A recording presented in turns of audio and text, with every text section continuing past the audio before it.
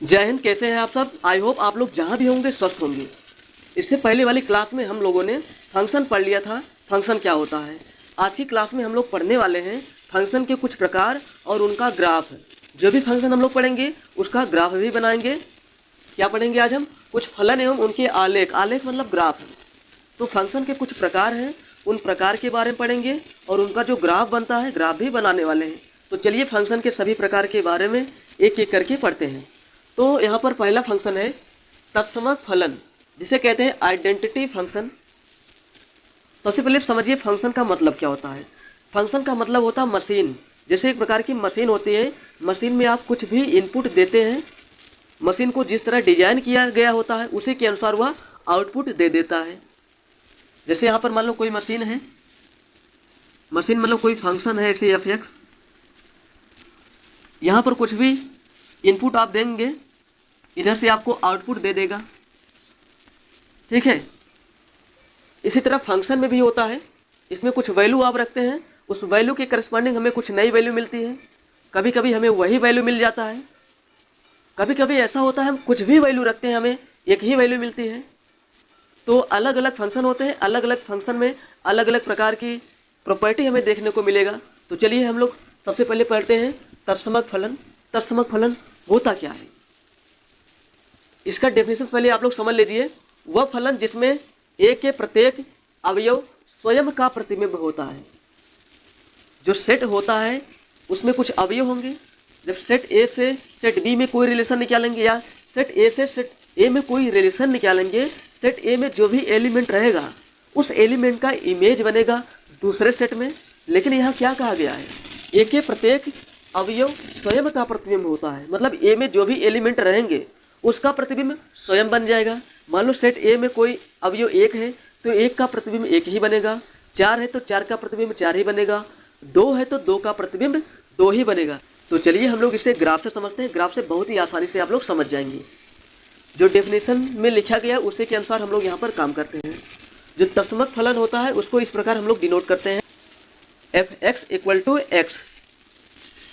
यानी जो भी हम यहाँ पर मान रखेंगे वही यहाँ पर मिल जाएगा। अगर हम x के स्थान पर एक रखेंगे तो हमें एक ही मिल जाएगा। यहाँ पर जो f(x) होता है वह y होता है। f(x) = y। y बोले या f(x) बोले दोनों का मीनिंग एक ही होता है। हम x की कोई भी वैल्यू रखेंगे उसी के करस्पॉन्डिंग हमें y की वैल्यू मिल जाता है।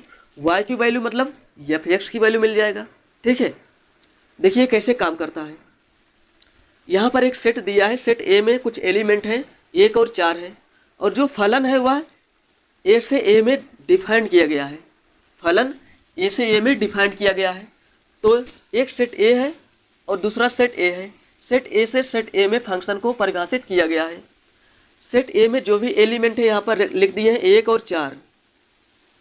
पहला वाला जो सेट होता है उसको हम x मान लेते हैं, और दूसरा वाला फंक्शन जो होता है वो y होता है।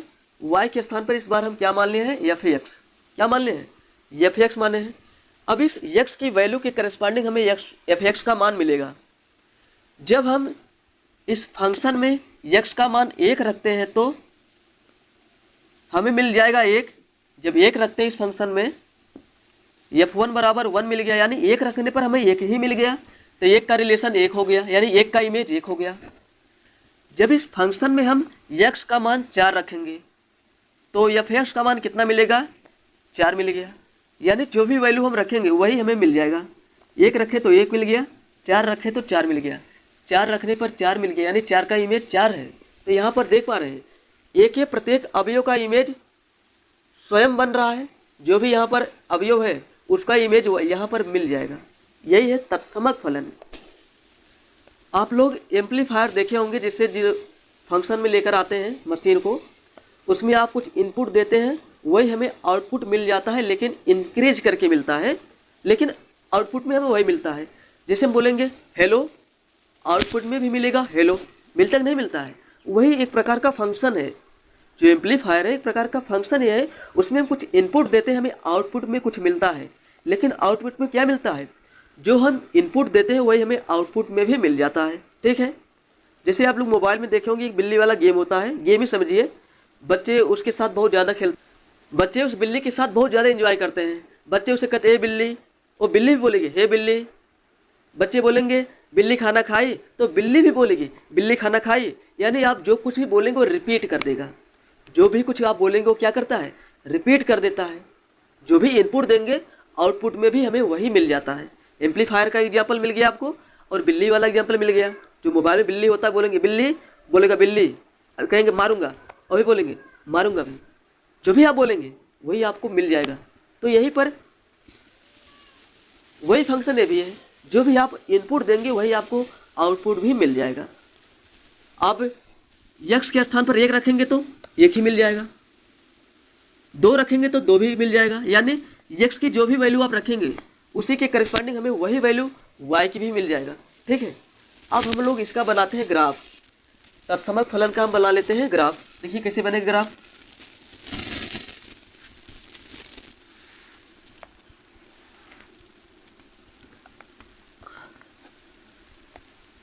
यह है y जिसे बोलते हैं एफ एक्स, और यह है x। यहाँ देखिए y इक्वल टू एक्स है, y इक्वल टू एक्स को ही हम बोलते हैं एफ एक्स बराबर x। अब यहाँ पर 2 पॉइंट ले लेते हैं, इसकी सहायता से 2 पॉइंट निकालते हैं। सबसे पहले हम लेते हैं x बराबर 0। जब x बराबर 0 रखेंगे तो y का मान भी हमें मिल जाएगा 0। x का मान 0 तो y का मान भी 0। तो पॉइंट हमें क्या मिल गया यहाँ से 0 का मान 0। अब दूसरी बार क्या करेंगे, x बराबर 1 रखेंगे। x बराबर 1 रखेंगे, y के मान भी कितना मिलेगा 1 मिलेगा। तो पॉइंट क्या मिल गया, x का मान 1, y का मान 1, तो 1 कामा 1 ये पॉइंट मिल गया। अब यहाँ पर हमें 2 बिंदु मिल गए हैं। अब इसकी सहायता से हम इस ग्राफ का निर्माण कर सकते हैं। पहला पॉइंट क्या है 0 कामा 0, यहाँ पर आएगा 0 कामा 0, और यहाँ पर कुछ दर्शा देते हैं 1 2 1 2। अब दूसरा पॉइंट क्या है 1 कामा 1, x पर 1 y पर भी 1, तो दोनों कहाँ पर मिलेंगे, यहाँ पर मिल जाएंगे। ठीक है, इस बिंदु पर 1 कामा 1 यहाँ आएगा, 1 कामा 1 यहाँ आ गया। अब 0 कामा 0 और 1 कामा 1 को मिला देंगे। 0 कामा 0 यहाँ है, 1 कामा 1 यहाँ है। अब इसको मिला देंगे, इसको पीछे ही बढ़ा देंगे। यह क्या मिल गया, तत्समक फलन का ग्राफ। यह है तत्समक फलन का graph y equal to x, जिसे बोलते हैं एफ एक्स बराबर एक्स। यह है तत्समक फलन का ग्राफ। आई होप आप लोग समझ गए होंगे तत्समक फलन होता क्या है। तत्समक फलन एक ऐसा फलन है जिसमें हम कोई भी वैल्यू रखेंगे हमें वही वैल्यू मिल जाता है। ठीक है, अब हम लोग नेक्स्ट फलन के बारे में चर्चा करते हैं। नेक्स्ट फलन हमारा है अचर फलन। दूसरा वाला है अचर फलन।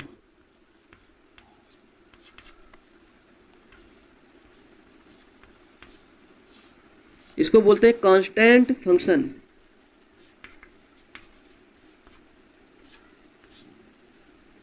कांस्टेंट फंक्शन समझिए कांस्टेंट फंक्शन क्या होता है। जो कांस्टेंट फंक्शन होता है वह इस प्रकार होता है, एफ एक्स बराबर ए, इस फॉर्म का होता है। जो कांस्टेंट फंक्शन होता है उसको इस प्रकार प्रदर्शित करते हैं, एफ एक्स बराबर ए।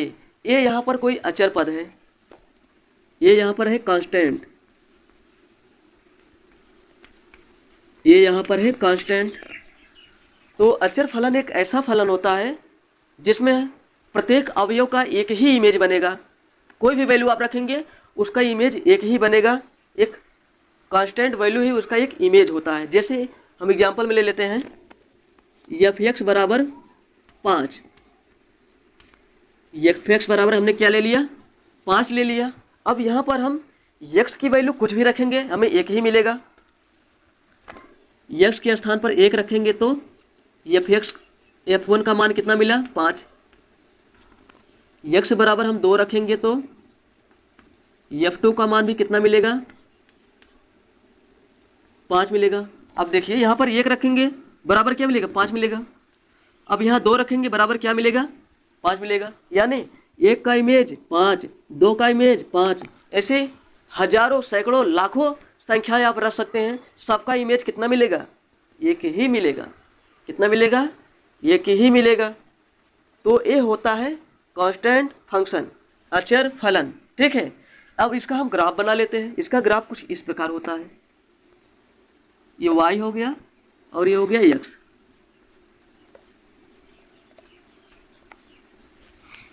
यहाँ पर जो f(x) है इसको हम y लिख सकते हैं। क्या लिख सकते हैं, y लिख सकते हैं। अब यहाँ पर जो f(x) है इसको हम लिख सकते हैं y। क्या लिख सकते हैं, y। y equal to a, y equal to a. देखिए यहाँ पर y equal to a, x का मान दिख रहा है, x का मान नहीं दिख रहा है। जब x का मान दिख ही नहीं रहा है तो ग्राफ बनेगा ऐसे, x अक्ष के समांतर। यह ग्राफ बनेगा x अक्ष के समांतर बनेगा, जिसे कहते हैं f(x) बराबर a। यह है कांस्टेंट फंक्शन का ग्राफ, जिसे हम इस प्रकार भी लिख सकते हैं y इक्वल टू a।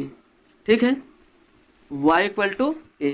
इस तरह आप लोगों ने तत्समक फलन और अचर फलन का ग्राफ बना लिया और तत्समक फलन और अचर फलन को अच्छी तरह से समझ लिए।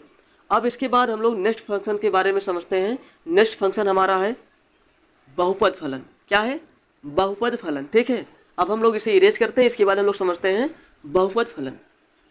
चलिए अब हम लोग इसके बाद समझते हैं बहुपद फलन क्या होता है, जिसे कहते हैं पॉलिनोमियल फलन, जिसे कहते हैं पॉलिनोमियल फंक्शन। हिंदी में बोलते हैं बहुपद फलन। आप लोग बहुपद पढ़ लिए हैं, बहुपद आपको पता होगा, क्लास 10th में आप लोग बहुत अच्छी तरह से बहुपद पढ़े हैं। अगर कुछ इस फॉर्म का है, जैसे x² + 1 है, 2x + 3 है, 7x² + 3x + 4, इस रूप का है, तब हम उसे कहते हैं बहुपद फलन। क्या कहेंगे, बहुपद फलन कहते हैं। इसमें क्या होता है, जो भी वेरिएबल होता है वह घात के रूप में चलता है। देखिए 2 घात है, 1 घात है, 2 घात है, 1 घात है, घात के रूप में चलता है। तो घात में क्या होना चाहिए, धनात्मक पूर्णांक होना चाहिए। क्या होना चाहिए, धनात्मक पूर्णांक होना चाहिए। नेगेटिव वाली संख्या घात में नहीं होनी चाहिए, और कोई संख्या बटे में नहीं होनी चाहिए, कोई संख्या दशमलव में नहीं होनी चाहिए, तब उसे कहते हैं बहुपद फलन। यहाँ पर देखिए सब पूर्णांक हैं, x के पावर में सभी पूर्णांक हैं। पूर्णांक में कैसा पूर्णांक होना चाहिए, धन पूर्णांक होना चाहिए, तब हम उसे कहते हैं बहुपद फलन। बहुपद फलन बहुत ही आसान है, केवल आपको इतना ही लिख देना। उसके बाद हम लोग बहुपद फलन से संबंधित कुछ विशेष प्रकार के बहुपद हैं, जिसका हम लोग ग्राफ बनाने वाले हैं। जैसे यहाँ पर पहला बहुपद है f(x) बराबर x²। x² भी एक प्रकार का बहुपद है। हम लोग बनाएंगे x² का ग्राफ। कैसे बनाया जाता है, हम इस वैल्यू के अनुसार बनाएंगे। यहाँ जो टेबल है, इस टेबल के अकॉर्डिंग बनाएंगे x² का ग्राफ। यहाँ पर देखिए दिया हुआ है f(x) बराबर x², x belongs to r। r यहाँ पर है रियल नंबर, वास्तविक संख्या है, द्वारा फलन f such that r to r, जो रिलेशन है वह r से r में डिफाइन किया गया है, यानी वास्तविक संख्या से वास्तविक संख्या में परिभाषित है। तो हम निकालेंगे सबसे पहले यहाँ से f(x) की वैल्यू, जिसे कहते हैं y की वैल्यू। अब यहाँ पर देखिए x का मान एक क्या है, 4 है, -4, -3, -2, -1, 0, 1, 2, 3, 4 है। अब इसी के करस्पॉन्डिंग हम निकालेंगे y के मान, जिसे बोलते हैं f(x) का मान। अब x का मान यहाँ पर -4 है, तो यहाँ पर f(x) का मान कितना आएगा, जहाँ जहाँ x है वहाँ रखेंगे -4, यहाँ रखेंगे -4, तो f -4 बराबर, यहाँ भी x है, x के स्थान पर रखेंगे -4, तो -4 का स्क्वायर करेंगे, कितना आ गया, 16 आ गया। क्या आ गया, 16 आ गया। तो यहाँ पर देखेंगे ऊपर जो भी वैल्यू है, नीचे वैल्यू आएगा इसका वर्ग करके आएगा, तो -3 का वर्ग हो जाएगा 9, क्योंकि यहाँ पर फंक्शन कैसा है, x² है, यह कोई भी वैल्यू को स्क्वायर करके दे देगी, और जो भी वैल्यू आएगा वो पॉजिटिव ही आएगा, नेगेटिव नहीं आएगा। तो -2 का वर्ग 4 हो जाएगा, -1 का वर्ग 1, 0 का तो 0 होता है, 1 का 1, 2 का 4, 3 का 9 और 4 का 16 हो गया। ये फंक्शन क्या कर रहा है, सभी वैल्यू को वर्ग कर दे रहा है, सभी वैल्यू का वर्ग कर दे रहा है। देखिए यही है x², ये सभी x के मान है, यह क्या करेगा, x के मान का वर्ग कर देगा। ठीक है, अब यहाँ पर x का मान इधर है और y का मान यहाँ सब है। अब इसी के अकॉर्डिंग हम लोग ग्राफ बनाएंगे। तो चलिए देखते हैं ग्राफ कैसे बनेगा। ये हो गया y, इधर बना देते हैं हम लोग x, ये हो गया x। अब यहाँ पर कुछ पॉइंट लेते हैं, 4 तक है, यक्स का मान 4 तक है, 1 2 3 4, 1 2 3 4, ये -4 -3 -2 -1, 1 2 3 4, ये है पॉजिटिव यक्स, यह है नेगेटिव यक्स, इधर है नेगेटिव वाई, इधर है पॉजिटिव वाई। ठीक है, अभी देखिए नेगेटिव यक्स हमें दिख रहा है, नेगेटिव वाई दिख रहा है, नेगेटिव वाई नहीं दिख रहा है, इसलिए नीचे कुछ नहीं लिखेंगे क्योंकि वाई की ऋणात्मक वैल्यू यहाँ पर नहीं है, यहाँ पर केवल वाई की धनात्मक वैल्यू ही हमारे पास है। देखिए सब वाई धनात्मक हैं। अब पॉइंट को कैसे हम लोग डिनोट करेंगे, सबसे पहले क्या दर्शा देते हैं हम लोग, प्लस वाला, 0,0, यक्स का मान 0, वाई का मान 0, तो पहला पॉइंट तो ये मिल गया, 0,0 यहाँ पर मिल गया। ठीक है, ध्यान से देखिए आप। उसके बाद है 1,1, यक्स का मान 1, वाई का मान यहाँ से भी ले लेते हैं 1, 1 2 3 4 5 6 7 8। अब देखिए यहाँ पर कितना है, 8 है, 1 2 3 4, 4 यहाँ पर है क्योंकि 4 का काम आएगा। अब देखिए यक्स का मान 1, इधर से वाई का मान 1, 1,1 यहाँ पर मिलेगा, 1,1 यहाँ मिल गया। पॉइंट नहीं लिख रहा हूँ, केवल डॉट कर दे रहा हूँ, 1,1 यहाँ पर है। उसके बाद कितना है, 2,4, यक्स का मान 2, वाई का मान 4, यक्स का मान 2, वाई का मान 4 यहाँ मिल गया। ठीक है, उसके बाद यक्स का मान 3, वाई का मान 9, यक्स का मान 3 इधर होगा और वाई का मान 9 कहीं इधर मिलेगा, कहाँ मिलेगा, यहाँ मिल गया। अभी इतना छोड़ दो। अब ऋणात्मक वाला भी ले लो, यक्स का मान -1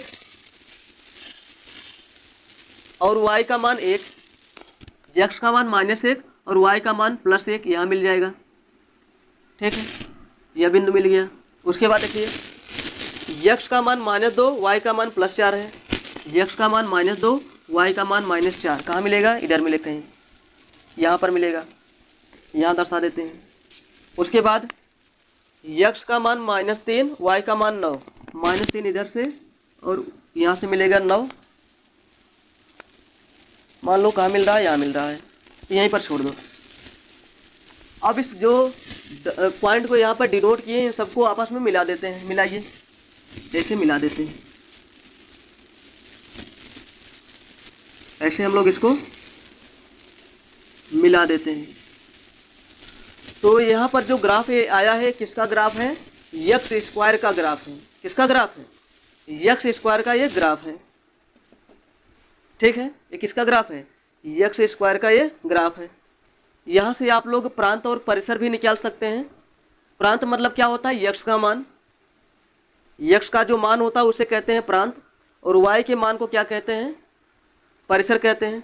तो हम सबसे पहले यहाँ से प्रांत निकाल लेते हैं।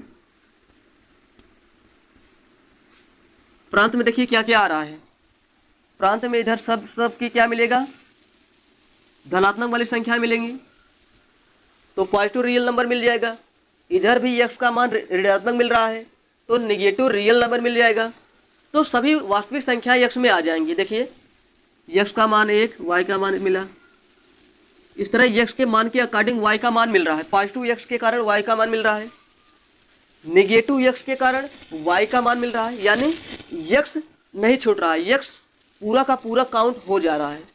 यहाँ पर जो यक्स ये है पूरा का पूरा काउंट हो जाएगा, तो प्रांत में पूरा का पूरा रियल नंबर ही आ जाएगा, क्योंकि रियल नंबर छूट नहीं रहा है। प्रत्येक रियल नंबर का वाई में क्या बन रहा है, इमेज बन रहा है, इसलिए प्रांत में पूरा का पूरा रियल नंबर आ जाएगा। अब परिसर देखिए,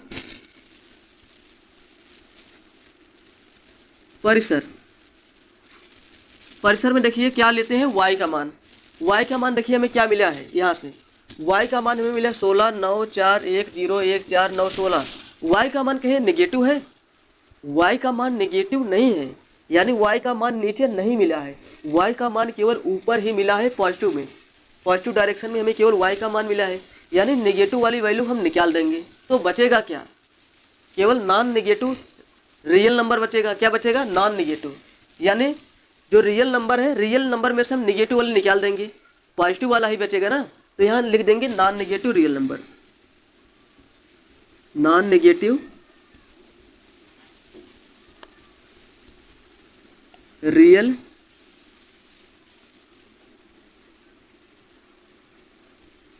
ये हो गया परिसर। परिसर में ऋणात्मक नहीं आएगा, केवल धनात्मक ही आएगा। यहाँ पर देखिए y का मान कभी ऋणात्मक आ सकता है, कोई भी संख्या लो, अगर उसका वर्ग करेंगे हमेशा पॉजिटिव संख्या ही आएगी। पॉजिटिव का तो वर्ग पॉजिटिव ही आएगा, लेकिन निगेटिव का वर्ग भी कितना आता है, पॉजिटिव ही आता है, इसलिए हमें y निगेटिव मिलेगा ही नहीं। तो ऊपर क्या बचेगा, केवल धनात्मक वाली संख्याएं बचेंगी, जिसे कहते हैं नॉन निगेटिव रियल नंबर। तो आई होप आप लोग एक्स स्क्वायर का ग्राफ कैसे बना अच्छी तरह से आप लोग समझ गए होंगे। ये बहुपद फलन क्या होता है इसे भी आप लोग समझ गए होंगे। बहुपद फलन का मतलब इस तरह घात के रूप में दिया रहेगा। इसके बाद एक ग्राफ और है, वो कौन सा ग्राफ है, x पावर 3 का ग्राफ है। x पावर 3 का ग्राफ है, उसका भी ग्राफ हम लोग बनाते हैं। चलिए बनाते हैं इसे, आप लोग इसे पहले नोट कर लीजिए। हम लोग इसे इरेज करते हैं, उसके बाद ग्राफ बनाते हैं x पावर 3 का। केवल यहीं पर हम चेंज कर देते हैं और सब सेम रहेगा।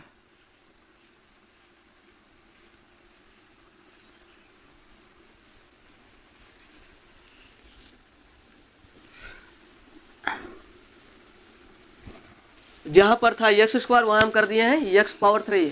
एक्स पावर 3 का हम लोग बनाएंगे ग्राफ। यहाँ पर है एफ एक्स बराबर x power 3, x belongs to r, r यहाँ पर रियल नंबर है, द्वारा फलन f such that r to r, r से आर में फलन को परिभाषित किया गया है। तो हम लोग बनाएंगे एक्स पावर 3 का ग्राफ। तो चलिए बनाते हैं। हम लोग बनाते हैं। अब देखिए यहाँ से 0 से हम लोग चलते हैं, ज़्यादा नहीं लेंगे, 4 तक 2 3 तक मान लेंगे, ज़्यादा नहीं लेंगे। देखिए अब देखिए x का मान जब 0 रखेंगे तो y का मान कितना मिलेगा, x का मान कितना है 0 है, तो 0 यहाँ पर रखेंगे कितना मिलेगा, y का मान 0 मिल गया। जब x का मान 1 रखेंगे y का मान कितना मिलेगा, 1 की पावर में 3 का मान 1 ही होता है। अब इसके बाद x का मान हम लोग 2 लेते हैं, यहाँ पर रखेंगे 2 की पावर में 3 का मान 8, 2 दूना 4 दूना 8, और 3 की पावर में 3 का मान 27। 4 को छोड़ दो, उतनी लंबी वैल्यू हम कहाँ दर्शाएंगे, जगह ही नहीं मिलेगा, आप लोग समझ नहीं पाएंगे। इसके बाद देखिए x का मान कितना रखते हैं हम, यहाँ पर -1, -1 की पावर में 3 तो -1, -2 की पावर में 3 -8, और -3 की पावर में 3 -27। 4 को छोड़ दो, इससे इतना लंबा वैल्यू नहीं ले जाएंगे, बस इतने से ग्राफ बन जाएगा। इतने से क्लियर हो जाएगा x पावर 3 का ग्राफ किस प्रकार का होता है। आप ग्राफ बना लेंगे, केवल आप लोग समझिए ग्राफ किस रूप का बन सकता है। जो एक्स स्क्वायर का होता है इस रूप का बनता है, ऐसे इस तरह बनता है। अब x पावर 3 का कैसे बनेगा उसे हम लोग समझते हैं। देखिए यहाँ पर वैल्यू आ गई, इसी वैल्यू के अनुसार हम लोग क्या करेंगे, ग्राफ बनाएंगे।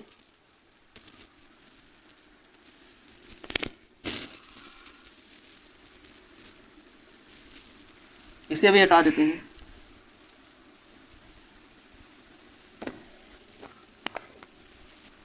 ये तो हो गया 0 x y, ठीक है। अब पॉइंट को लोग दर्शाते हैं, 0,0 यहाँ पर होगा, 0,0 ये पॉइंट हो गया। तो x पर केवल हम 3 ही वैल्यू लेते हैं, 1 ले लेते हैं, 2, इधर देखिए 1 2 3 4 5 6 7 8, 8 यहाँ आ गया। इधर भी निगेटिव में 1 2 3 4 5 6 7 8 नीचे आएगा, तो -8 यहाँ आ गया। इधर ले लेते हैं -1 -2, इधर 1 और 2, ठीक है। अब पॉइंट को लोग दर्शाते हैं, 0,0 तो यहाँ पर आ गया ओरिजिन। अब 1,1 आएगा कहाँ पे, यहाँ पे x पर 1 y पर 1, पॉइंट यहाँ मिल गया। अब x पर 2 y पर 8, x पर 2 y पर 8 हमें कहाँ मिलेगा, यहाँ पर मिलेगा, ये पॉइंट हो गया 2,8। ये है 1,1, ये पॉइंट है 1,1, ये पॉइंट है 2,8, और भी पॉइंट आगे मिलेगा, लेकिन अभी आपको अंदाज़ा लग जाएगा कि एक्स पावर 3 का ग्राफ किस रूप का होता है। अब निगेटिव वाला भी ले लेते हैं, -1, -1, यक्स का मान -1 और वाई का मान इधर माइनस होता है, -1 यहाँ आ गया। यक्स का मान -2, वाई का मान -8, यक्स का मान -2 और वाई का मान -8 यहाँ मिलेगा, यह पॉइंट। ठीक है, अब यहाँ पर जो पॉइंट हम लोग यहाँ पर दर्शाए हैं इसको मिला देते हैं एक दूसरे से। देखिए इसको हम ऐसे मिलाते हैं,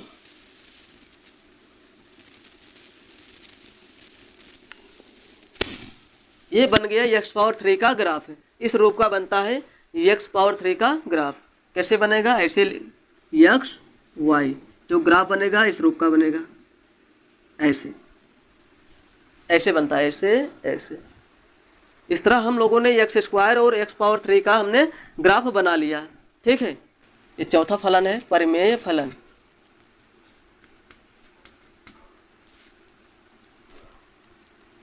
इसे कहते हैं रेशनल फंक्शन।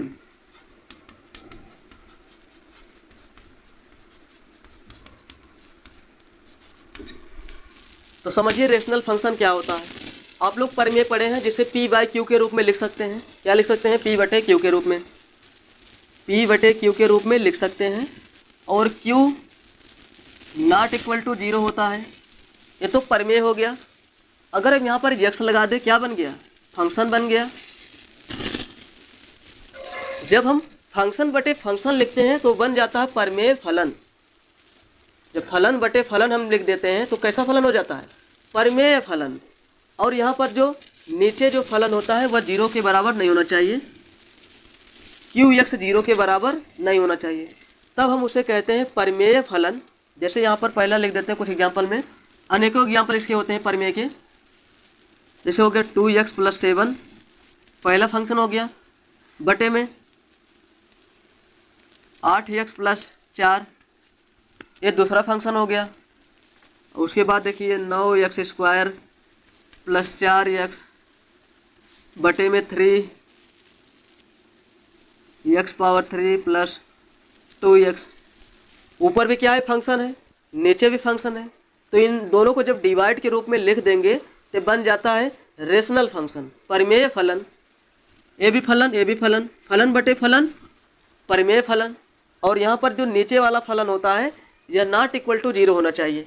यहाँ पर 8x + 4 नॉट इक्वल टू 0 होना चाहिए। और यहाँ पर 3x पावर 3 + 2x, यह भी 0 के बराबर नहीं होना चाहिए। जो फलन बटे में होता है उसका मान 0 नहीं होना चाहिए, तब हम उसे कहते हैं परिमेय फलन। इस तरह हम लोगों ने कौन कौन सा फलन पढ़ा? पहला हम सबने तत्समक फलन पढ़ा, दूसरा अचर फलन, तीसरा बहुपद फलन, चौथा परिमेय फलन पढ़ लिया। और परिमेय फलन में बहुत सारे ग्राफ बनेंगे, सैकड़ों ग्राफ बनेंगे। इस तरह हजारों परिमेय फलन आप लोग लिख सकते हैं, कितना ग्राफ बनाएंगे। लेकिन कुछ प्रचलित है फलन, जैसे 1/x, ये भी क्या है? परिमेय फलन है। ये भी तो ऊपर वाला जो एक है, ये क्या है? ये भी तो फलन है ना। कौन सा फलन है? यह अचर फलन है। कैसा फलन है? अचर फलन। ये क्या है? अचर फलन। बटे में क्या है? x, x यहाँ पर बहुपद है, बहुपद फलन, बहुपद फलन। ऐसा मत समझना कि कोई अगर कांस्टेंट वैल्यू आ गया तो फलन नहीं होगा, भी फलन होगा। क्योंकि फलन के प्रकार में हमने एक फलन का प्रकार ये भी पढ़ा था, कांस्टेंट फलन, अचर फलन। ये क्या है? कांस्टेंट फलन है। जैसे 2/7x, ये भी क्या है? परिमेय फलन है। ऊपर वाला जो फलन है वो अचर फलन है, नीचे वाला फलन है बहुपद फलन। तो आज के लिए इतना ही। उम्मीद है आप लोग इस तरह के जितने भी टॉपिक थे फलन से रिलेटेड सबको अच्छी तरह से आप लोग समझ गए होंगे। तो मैं मिलता हूँ किसी नए वीडियो में, तब तक के लिए जय हिंद।